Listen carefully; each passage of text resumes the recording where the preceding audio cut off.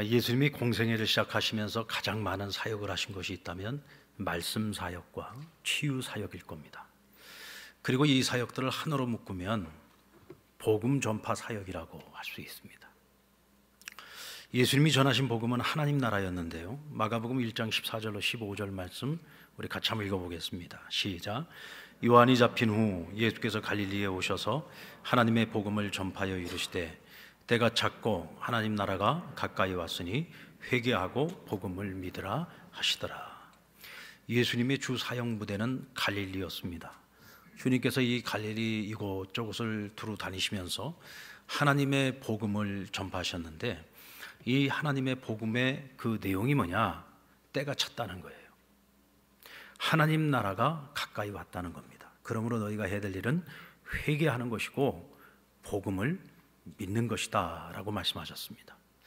여기서 때가 찼다라고 하는 것은 하나님께서 선지자들을 통해서 메시아를 이 땅에 보내어 세상의 죄와 사망과 심판의 문제를 내가 해결하겠다, 인류를 내가 구원하겠다 약속을 해주셨는데, 바로 하나님께서 약속하셨던 메시아가 이 세상에 임하였다는 거예요. 오실 메시아가 이 땅에 오셨다, 바로 예수님을 말씀하는 거죠. 그리고 예수님께서 공생의 사역을 시작하시면서 인류 구속의 사역이 시작되고 있음을 말씀해 주고 있는 것입니다. 하나님 나라가 가까이 왔다는 말씀은 예수님의 구속 사역이 시작된 것을 말하고 있는 것이죠. 자, 이를 종합해 보면 복음을 믿으라 하는 이 주님의 말씀은 예수님의 사역을 통해 하나님의 나라가 이 땅에 임하였다, 그러므로 너희는 그것을 믿어야 된다라고 말씀하시는 겁니다. 그래서 주님은 하나님 나라를 말씀으로도 가르쳐 주시고 또 치유 사역을 통해서 하나님 나라는 이런 것이다 라고 보여주시기도 하셨습니다. 어떤 사람들은 주님께서 치유 사역을 통해 이적을 행하시는 것을 가리켜서 마치 두부 장사가 종치는 것과 같다 그랬어요. 요즘은 그런 풍경을 보기가 참 어렵습니다만은, 예전에는 아침 일찍 이 두부 장사들이요, 새벽부터 일어나 가지고 간수에다가 또 콩불을 입혀 가지고 이 두부를 만들어내잖아요. 그럼 이 두부가, 여러분, 식은 두부가 맛있어요? 뜨끈뜨끈한 두부가 맛있어요? 네, 두부는 따끈따끈할 때 맛있습니다. 그냥 따끈따끈할 때는 그냥 두부만 먹어도요, 그냥 목구멍으로 줄줄 넘어가죠.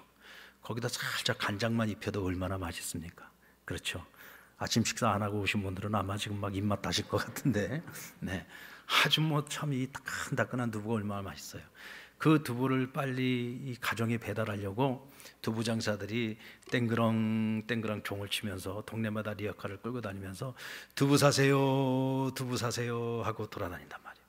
그러면 그 소리를 듣고, 이 종소리를 듣고 이 가정주부들이 이제 대문을 열고 나가서 두부를 사다가 그 두부로 맛있는 음식을 만들어서 아침 식사를 우리 가족을 대접하는 거죠. 예수님께서 마을마다 다니시면서 이와 같은 치유 사역을 하는 것은요, 마치 이 두부 장사의 종소리와 같다. 많은 사람들이 그것을 보는 겁니다. 하나님의 나라가 여기 임하고 있구나. 예수님께서 병든 자들을, 각색병자들을 고치시고 또 귀신 들린 자들에게서 귀신을 내쫓으시고 심지어는 죽은 자를 살리시기도까지 하시는 이런 기적의 사건들이 사람들의 입소문을 통해서 온 동네 방네로 퍼져나가기 시작하는 거예요. 그러면서 사람들이 예수님을 만나고자 몰려들기 시작합니다. 모여드는 그 사람들에게 주님이 뭘 하셨을까요? 하나님 나라를 전하시는 거예요. 하나님 나라를 전하시는 겁니다.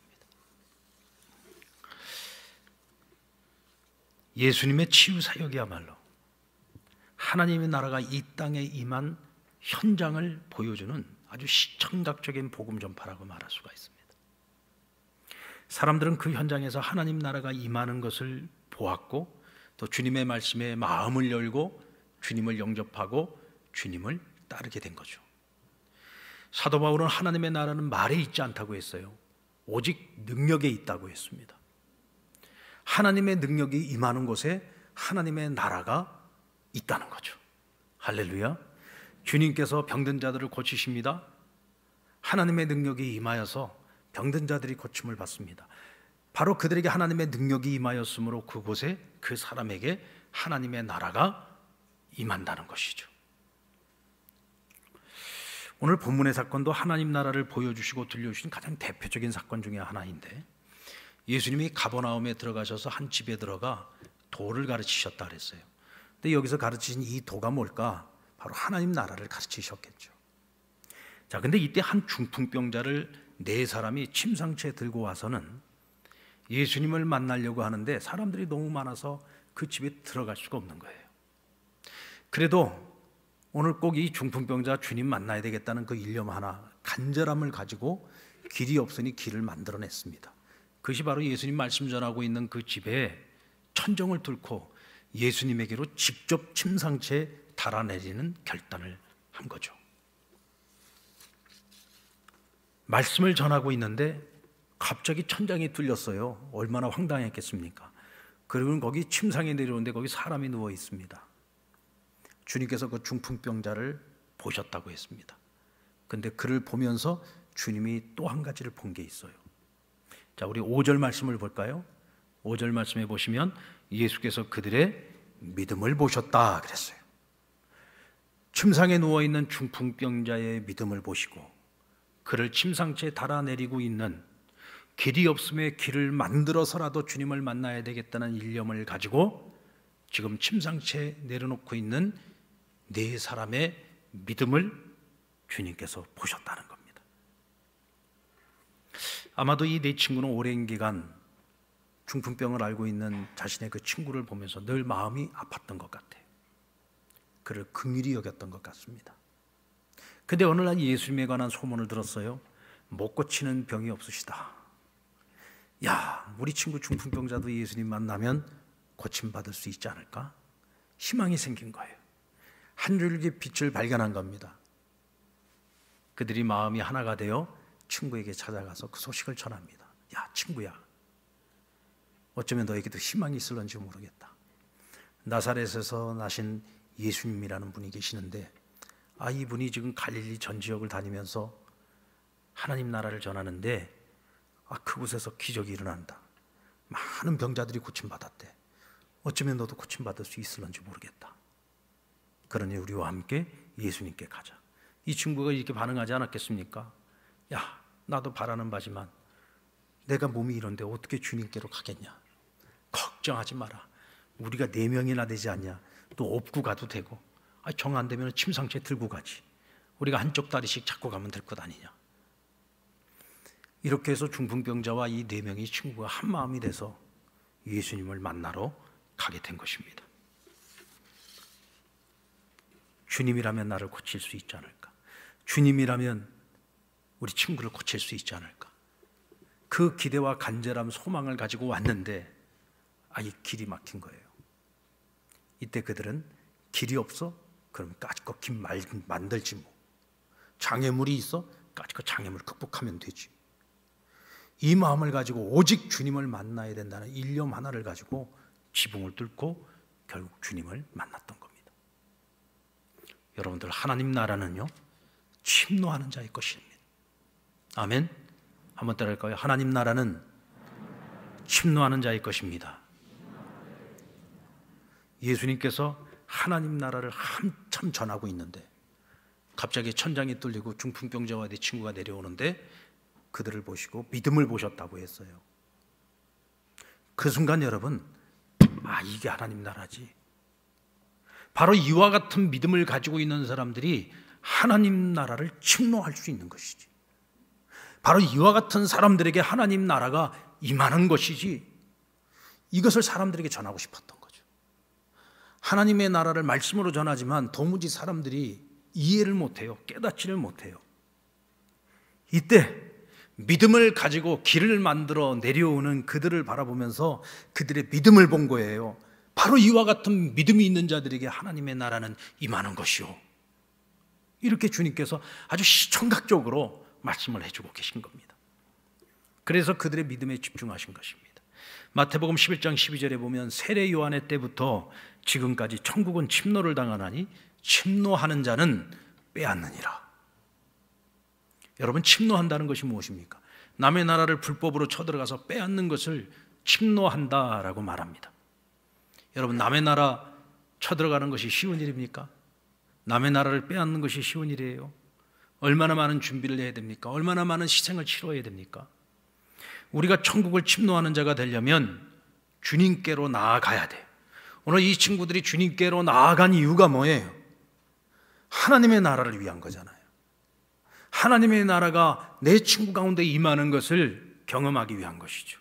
하나님의 나라가 임하여 내 친구가 자유를 얻는 것, 육신의 연약함으로부터 해방되는 것, 그것을 위해서 주님을 만나러 간 겁니다. 왜? 주님에게 하나님 나라가 있기 때문에. 하나님의 나라를 얻으려면, 하나님 나라를 침노하려면 주님 만나야 돼요. 주님을 만나기 위해서는 어떻게 됩니까? 가만히 앉아가지고 주님 내게로 오십시오 이렇게 해서 주님을 만날 수 있는 게 아니죠. 내가 주님께로 나아가야 돼. 근데 주님께로 나아갈 때 그 주님께로 나아가는 그 길목에 장애물이 있단 말이죠. 이런저런 장애물들이 가로막고 있습니다. 그러나 그들은 그 장애물을 다 뛰어넘었습니다. 걸어서 갈 수 없는 친구를 위해 넷이 하나가 되어 침상을 들고 갔고, 길이 없기 때문에 지붕을 뚫어 길을 만들었고, 사람들이 전부 다 손가락질하는데 그 따가운 시선도 다 극복해냈습니다. 오직 주님을 만나야 되겠다는 그 일념을 하나 가지고. 왜 그렇게 주님 만나려고 했습니까? 주님을 만나야 문제가 해결될 수 있기 때문이죠.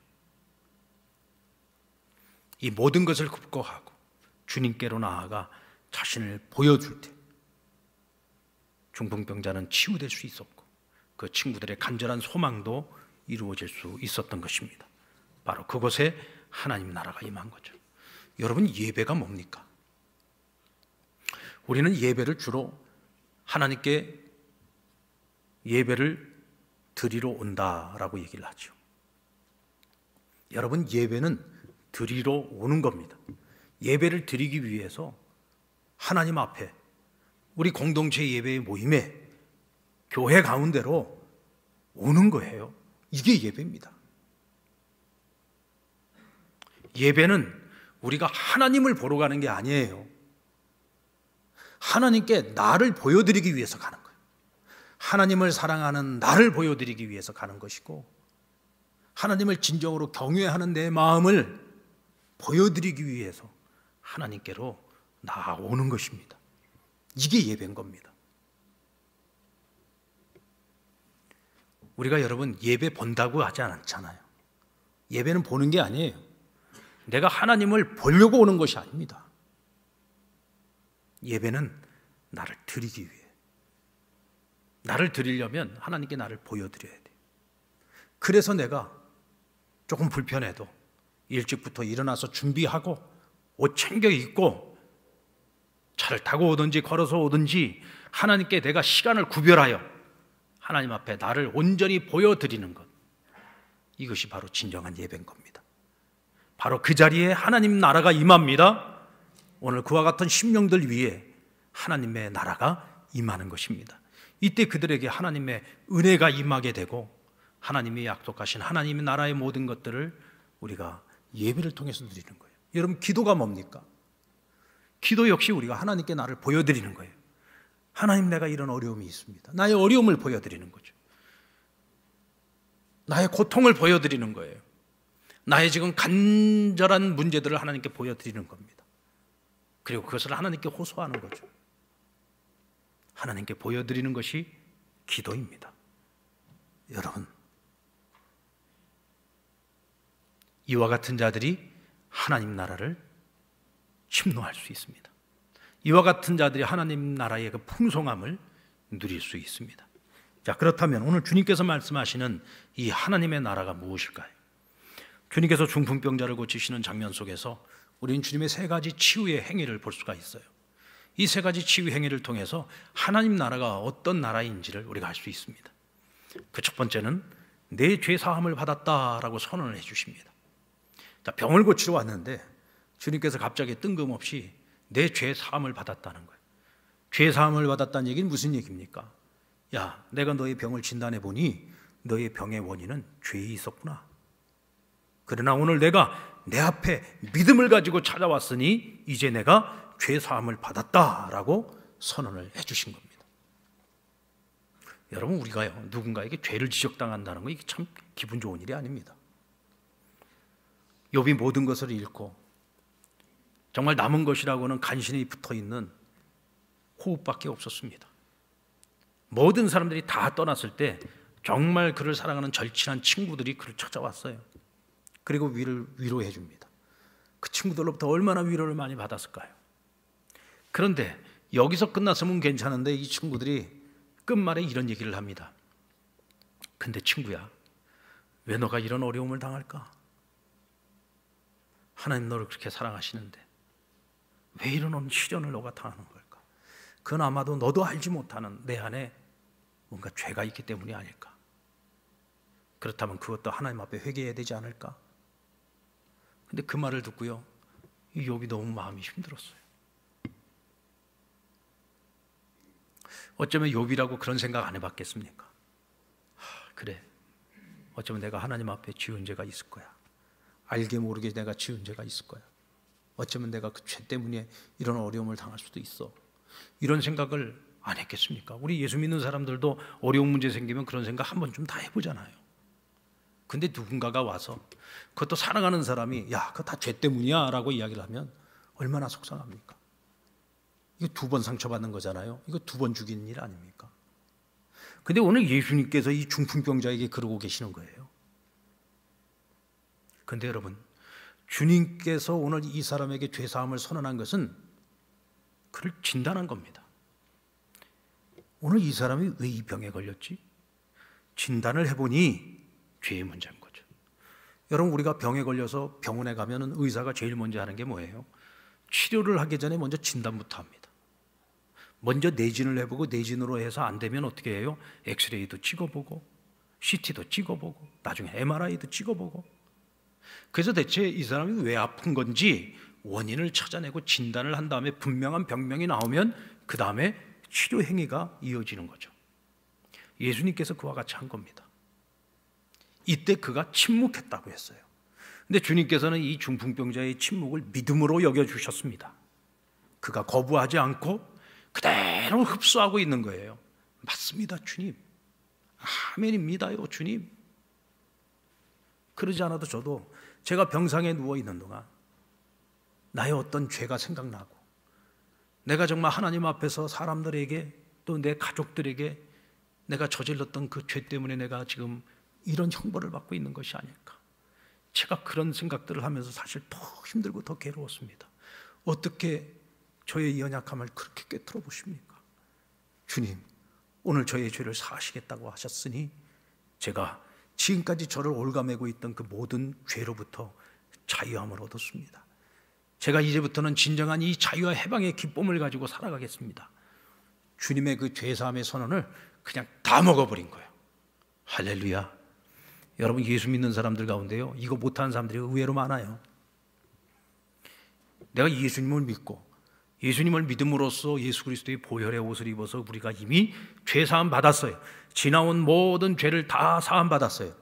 우리가 혹시라도 예수 믿고 난 이후에도 짓는 죄가 있을지라도 우리가 언제든지 예수 그리스도의 이름으로 하나님 보좌 앞에 나아가서 내 죄를 온전히 고백하고 죄사함을 구하면 우리는 언제든지 하나님께 죄사함을 받을 수 있는 하나님의 자녀된 특권을 갖고 살아요.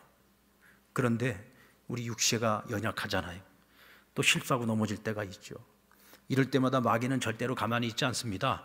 우리를 자꾸 시험하고요, 우리를 자꾸 정죄하려고 해요. 야, 그리고 네가 무슨 목사야, 그리고 네가 무슨 장로야, 무슨 집사야, 권사야, 너 구원받은 거 아니야, 너 아직 멀었어, 너 죄사함 받은 거 아니야, 너 그 과거의 죄가 너를 지금도 붙잡고 있어가지고 이렇게 자꾸 죄 짓고 사는 거야, 구원의 확신 좋아하고 있네, 이러면서 자꾸 우리를 정죄하고 우리의 구원의 확신을 자꾸 흔들어대는 거예요. 여러분, 믿는 자들이 구원의 확신이 흔들리면 우리의 믿음 전체가 다 흔들리고 마는 거예요. 마치 모래성 위에 지은 집과 같은 겁니다. 우리가 예수님께로 나와서 예수님을 만나고 예수님께서 이제는 너는 하나님의 의를 덧입은 자로 하나님께서 너를 죄 없다 여기시고 의롭다 여기셨다 선언해 주셨으면 우리는 구원받은 하나님의 자녀인 것입니다. 아멘. 우리 안에 있던 죄로 말미암는 이 영적인 심각한 질병, 구원받을 수 없던 이 질병을 예수님께서 단번에 해결해 주신 거예요. 그것이 바로 하나님 나라입니다. 하나님 나라에는 죄 있는 자가 들어갈 수 없어요. 죄 없는 자만이 들어갈 수 있는 겁니다. 그런데 세상에 죄 없는 자가 없잖아요. 모두가 다 죄인 아닙니까? 그래서 예수님이 이 땅에 오셔서 십자가를 지시고 대속제물이 되어주심으로 우리의 모든 죄 문제를 해결해 주신 거예요. 그래서 우리가 예수의 이름을 가지고 그 믿음을 가지고 천국에 들어갈 수 있는 거예요. 천국을 침노할 수 있는 것입니다. 아멘입니까? 예수님께서는 먼저 이 사람의 영적인 문제를 해결해 주신 겁니다. 병을 고치는 것보다 우선하는 것이 영적인 문제를 해결해 주시는 거예요. 여러분, 병이라는 게 그렇잖아요. 감기 걸려서 약 먹고 낫는다고 또다시 감기 안 걸립니까? 면역력 떨어지면 늘 오는 것이 감기입니다. 감기가 나왔다고 해서 다른 질병이 안 올까요? 그보다 더 큰 질병도 올 수 있잖아요. 불치병이 어느 날 갑자기 내게 찾아올 수도 있는 겁니다. 병 고침 받는다고 우리 인생이 행복해지는 게 아니에요. 또 다른 병이 기다리고 인생의 또 다른 문제들이 우리 앞에 기다리고 있단 말이에요. 결국은 이 영혼의 문제, 우리 인생의 모든 문제의 밑바닥에 있는 이 죄의 문제를 해결받지 못하고는, 영혼의 자유를 얻지 못하고서는 우리는 육신의 어떤 문제가 해결된다고 할지라도 진정한 자유와 행복을 누릴 수가 없는 겁니다. 그래서 주님께서 오늘 이 영혼의 문제를 먼저 해결을 해 주신 것이죠. 오늘 저와 여러분도 이 문제로부터 자유함을 얻고 해방을 얻었다는 사실을 의심치 말고 믿으시기 바랍니다. 그리고 죄사함을 선언하신 후에 일어나 내 상을 가지고 집으로 가라 하고 말씀하십니다. 오늘 이 사람의 육체를 치유해 주시기 위해서 예수님이 무슨 특별하게 다른 일을 하시지 않았어요. 침을 발라주신다든지 아니면 머리에 손을 얹고 안수기도를 해주신다든지 전혀 그런 행위가 없이 그냥 일어나라는 거예요. 여러분, 이게 말이 되는 명령입니까? 이 사람은 지금 꼼짝을 못하는 사람이어서 침상체에 지금 실려온 사람이에요. 중풍병에 걸리고 난 이후로 지금까지 한 번도 걸어보지도 못했고 일어나지도 못했고 대소변도 자기 스스로는 해결할 수 없는 사람입니다. 그런데 이런 사람 보고 갑자기 일어나랍니다. 거기다가 내가 눕혀온 이 침상을 들고 내 집으로 가라는 거예요. 왜 주님께서 이런 명령을 하셨을까? 주님은 그의 믿음을 보셨다고 했어요. 주님께서는 이 불가능한 명령을 해도 그가 주님이 하시는 말씀을 믿고 그 자리에서 일어날 거라고 믿으셨던 거죠. 그런데 주님의 말씀대로 되었습니다. 이 사람이 벌떡 일어났어요. 이 사람은 더 말도 안 되는 행동을 한 겁니다. 자기가 지금까지 누워 지냈다는 사실을 마치 다 잊어버린 것처럼, 내가 얼마 전까지만 하더라도, 아니 하루 전까지, 오늘 여기 오기 전까지도 대소변도 가리지 못하던 거의 시체나 다름없는 그런 삶을 살았던 사람인 것을 지금 다 마치 잊어버린 것처럼 주님이 일어나라 하니까 벌떡 일어났어요. 할렐루야. 왜 이렇게 아멘 소리가 적습니까? 아멘. 일어나라 하니까 일어난 거예요. 오늘 우리에게 이 믿음이 필요한 겁니다. 주께서 우리에게 하라 말씀하시면 자꾸 이것저것 핑계대지 말고, 이래서 안 되고 저래서 안 되고 하지 말고 주께서 하라시니 주의 말씀을 붙들고 일어서는 거예요. 저 깊은 곳에 가서 그물을 던지라 하시니 주의 말씀을 의지하여 내가 가서 그물을 던지겠다 그랬어요. 주의 말씀을 의지한 겁니다. 주님을 믿기 때문에 그가 명하는 그의 말씀을 의지하여 가서 그물을 던지는 거예요. 오늘 그 믿음이 필요한 거죠. 주께서 말씀하시니 일어났더니 일어나지더라는 거죠. 걸으라 하니 걸어지는 거고, 침상을 들라 하니 침상이 들어지고, 내 집으로 가라 하니 그가 모든 사람들이 보는 앞에서 집으로 갔다고 성경은 말씀하고 있습니다. 여러분들, 우리 주님께서는요, 우리의 영혼만 치료해 주시는 게 아니에요. 영적인 문제만 치료해 주시는 것이 아니라 우리 육체의 문제를 해결해 주십니다. 육체의 문제 중에 가장 큰 문제는 질병이죠. 이 병에 걸리면은 때로는 죽어야 하잖아요. 목숨을 잃기도 하지 않습니까? 이보다 더 고통스러운 일이 없어요. 우리가 또 투병을 하는 동안에 얼마나 기나긴 시간을 고통을 받고 힘이 듭니까? 주님께서는 그들을 긍휼히 여기시고 질병을 치유해 주시기도 하고, 또 육체와 관련된 우리의 인생에 얼마나 많은 문제들이 있습니까? 가장 우리가 피부에 와닿는 것이 뭐예요? 먹고 사는 문제 아닙니까? 먹고 사는 문제. 근데 시편 128편의 말씀에 보면은 1, 2절 말씀입니다. 여호와를 경외하는 자는 내 손이 수고한 대로 먹을 것이라 복되고 형통하리로다. 여러분, 먹고 사는 문제도요, 영적인 것이 먼저입니다. 먼저 하나님과의 관계가 온전하고 하나님을 경외하는 인생을 살아가면 내가 손으로 수고하는 대로 하나님 먹을 것을 주시겠다고 약속하셨어요. 경제적인 문제도 마찬가지입니다.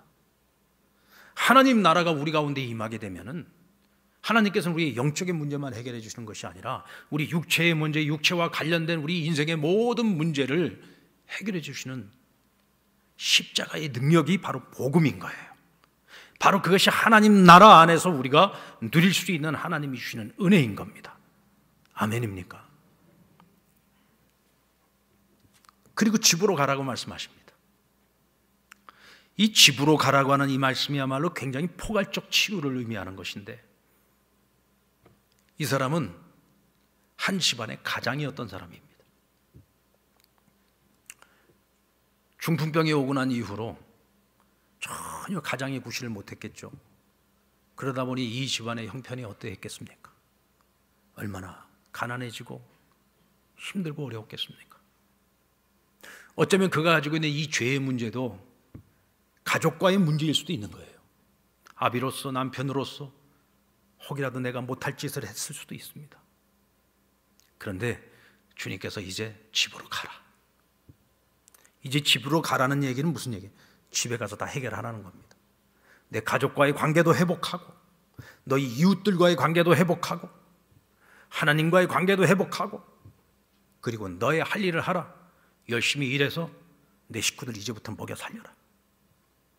이제부터 너가 마땅히 해야 할 일들을 이제부터 하라는 거예요. 관계를 회복하고 이제부터 너희가 해야 할 일을 하라는 것입니다. 여러분, 그동안에 우리가 창민이를 위해서 기도를 많이 해봤습니다. 얼마 전에 우리 박은경 권사님하고 통화를 했는데, 잘하면 성탄절 이전에 집으로 올 수 있을 것 같다고. 그 의사 선생님들이 그렇게 노력하자고 그렇게 얘기했다는 거예요. 의사들이 노력하자는 얘기는 가능성이 있으니까 하는 얘기죠. 여러분, 우리 창민이도 그렇고 박 권사님도 그렇고 제일 듣고 싶은 소식이 무슨 소식이에요? 무슨 소식일까요? 배전원의 무슨 소식일까요? 그렇죠. 이제 집에 가라. 집에 가라. 이제 더 이상 병원에 있을 필요 없어. 이제 다 나왔으니까 가라. 집에 가라. 이 집에 간다는 건 굉장히 포괄적인 의미가 있어요. 이제 집에 가서 네 할 일을 하라는 거예요. 학교 다니다가 왔으면 가서 공부하고, 일하다가 왔으면 이제 가서 일하고, 그동안 가족들과 떨어져 있었으니 가족들과 회복하고, 널 위해서 교회에서 얼마나 많이 기도해 줬니? 성도들이 얼마나 많이 기도해 줬니? 교회 가서 이제 하나님 나라를 위해서 열심히 살아라. 하나님 나라 위해서 열심히 일해라. 그 얘기인 거예요. 집으로 가라. 집으로 가라. 여러분, 오늘 이 중풍병자가 벌떡 일어나서 침상을 들고, 오늘 성경에 보니까 모든 사람들이 보는 앞에서 집으로 나가더라. 이때 여러분, 그 집안에 있던 사람들이 어떤 반응을 보였을까요? 그냥 다들 멍하니 지켜만 보고 있었을까요? 그 집안에 있던 사람들이 다들 놀라면서 하나님의 영광을 올려드렸다 그랬습니다. 아마도 이러지 않았을까요? 이 사람들 유대인들이니까 할렐루야, 하나님께 영광, 하나님께 찬양, 하나님 찬양합니다. 하나님 영광. 이 자리에 하나님께서 임하셨습니다. 이곳에 하나님 나라가 임하였습니다. 하나님을 찬양하고 하나님께 영광 올려드리지 않았을까요? 네, 이런 말씀 들을 때는 그냥 가만히 그렇게 멍하니 앉아 계시지 말고 우리 다 같이 박수하면서 할렐루야, 할렐루야, 할렐루야, 할렐루야. 하나님께서 이곳에 임하셨습니다. 하나님이 일하셨습니다. 하나님이 역사하셨습니다. 하나님이 치유하셨습니다. 오늘도 하나님은 살아계십니다. 그러면서 하나님께 영광 올려드리는 거예요. 예배하는 자의 자리에는 항상 이와 같은 하나님의 영광이 있는 것입니다. 왜? 그곳에 하나님 나라가 임하기 때문이에요. 여기에 하나님의 능력이 임하기 때문이에요. 아멘입니까? 그래서 우리는 예배 가운데 죄 사함의 기쁨을 누릴 수 있어야 되는 거예요. 오늘 이 예배 가운데에서 치유의 역사를 경험해야 되는 것입니다. 내 안에 있던 마음의 상처들이 치유받고 내 육체의 연약함이 치유받고 어그러졌던 관계들이 다시금 회복되고 다시금 일상의 삶으로 돌아가서 정상적인 삶을 살아가며 하나님 나라의 백성으로서의 마땅한 삶을 살아가는 것, 그것이 바로 믿음의 삶이고 하나님 나라를 소유한 자들이 살아가는 삶의 방식인 겁니다.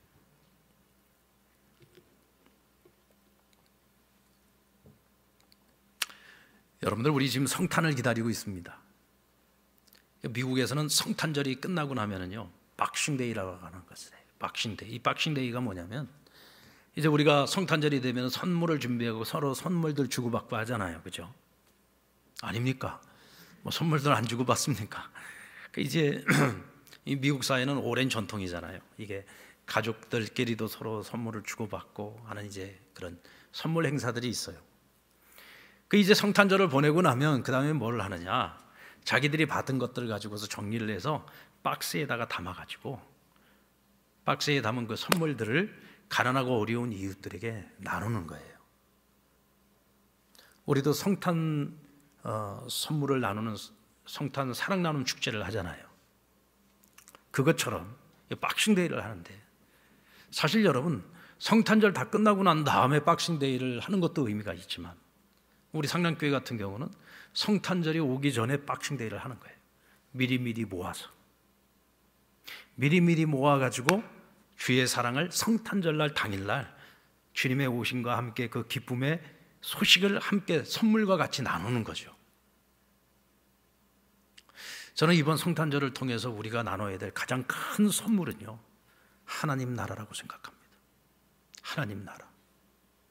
어떤 선물을 받아도 그 선물 잠깐 받았을 때의 기쁨일 뿐이에요. 잠깐 쓰고 버려질 것들입니다. 그러나 하나님의 나라가 그에게 임할 때 영혼의 문제가 해결되고 육체의 문제가 해결되고 모든 관계의 문제가 해결되고 세상에선 절대로 맛볼 수 없는 하나님이 주시는 기쁨과 하나님이 주시는 평안과 하나님이 주시는 행복을 누릴 수 있는 겁니다. 오늘 저와 여러분이 그리스도의 복음, 하나님 나라를 이번 성탄절에 작은 사랑과 함께, 작은 선물과 함께 가장 귀중한 하나님 나라를 함께 나눌 수 있는 복된 성탄을 기다리고 준비하고 맞이하는 저와 여러분 될 수 있기를 주의 이름으로 축원합니다.